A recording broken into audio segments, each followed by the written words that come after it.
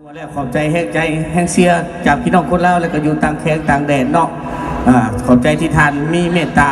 ใส่โปรมืองามๆกดไลค์กดแชร์โอ้ยขึ้นมือละวิวก็มีแห้งได้พี่น้องเนาะขายแผ่นก็ขายบ่ได้พี่น้อง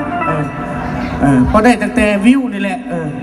วิวก็บ่ได้เงินหลายดอกพี่น้องพอได้เข้ามาแรงน้อยเดียวหนึ่งขอบใจแฟนเพลงที่เมตตาเด้อกดไลค์กดแชร์อย่าทิมนักห้องบ้านเฮาอย่าทิมนักห้องลาวเด้อพี่น้องเด้อทุกครั้งที่เจ้ากดไลค์กดแชร์คือเจ้ามีบุญคุณอันใหญ่หลวงเกี่ยวกับนักห้องแต่เฮาขอให้ทานเจริญรุ่งเรืองร่ำรวยเบิดสุขคนถือพายไอ้แน่มอบให้กันแล้วกัน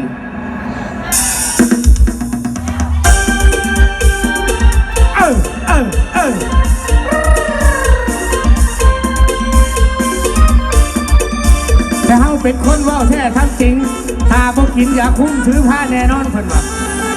และสาวคนใดเนาะใจกล้ามาถือผ้าให้อายแน่ลานางเอ๋ยอยากมีลูกแท้ๆแต่มีอสรถ้าบ่มีความฝากล้ำก่อนนี้ความฝากล้ำก่อนนี้มาสอบเบิ่งคนจริงใจอยากได้มีอาจเป็นถือผ้าอยากแต่งงานตอนแลงนี้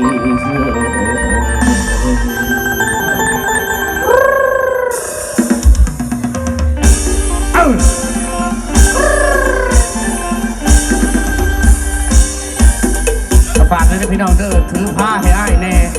ปังขักเด้อโมเมนต์ถือผ้าไล่อ้ายแน่โมเมนต์ไหนถือผ้าให้อ้ายแน่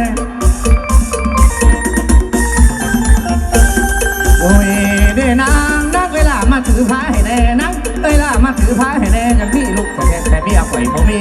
สู้วันนี้มีแต่อยู่คนเดียวเธอไปลงสาวได้หอดก็สนใจซ้ำนำไปหอดเดินผู้สาวขัดแน่สาวบอกฟ้าหาทักไม่แก่บอกท่านอยากแต่งงานเปิดขี่การเพราะจากห่วงถือผ้าก็ได้นอนโซกาหอดผมมีเมียซ้อนวอนคนดี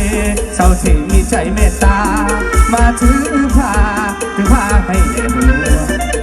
มีข้อห้ามจำไว้อย่าหลงตัวให้อายเป็นผัวห้ามละใจนะแก้วตามาเสด็จเด้อลามาถือผ้าให้อายแน่มาเป็นยาซอยแก่ให้หายเศร้าแต่แม่นมุนมองข้าน้องบอกกันเกินอายขอแต่งไปตามอีกค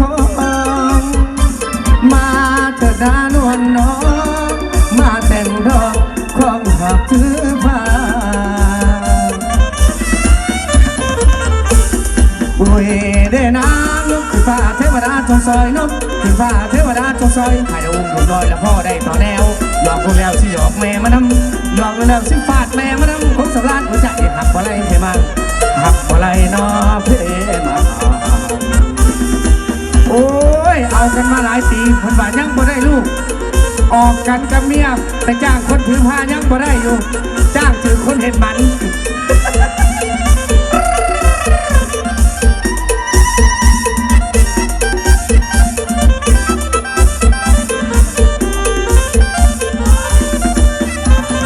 มาเสด็จเด้อ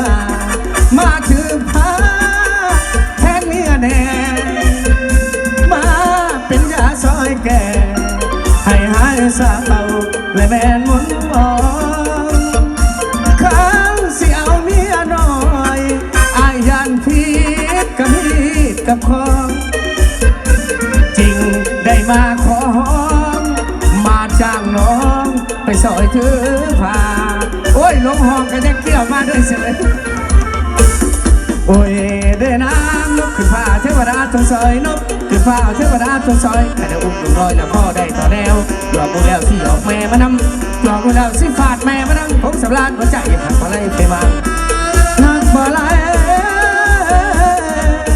นกเพมัง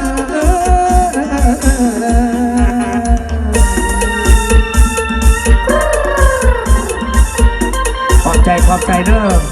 ผู้ใดใช้โทรศัพท์ ครับกระส่งเสริมศิลปินลาวแน่กดไลค์กดแชร์เด้อ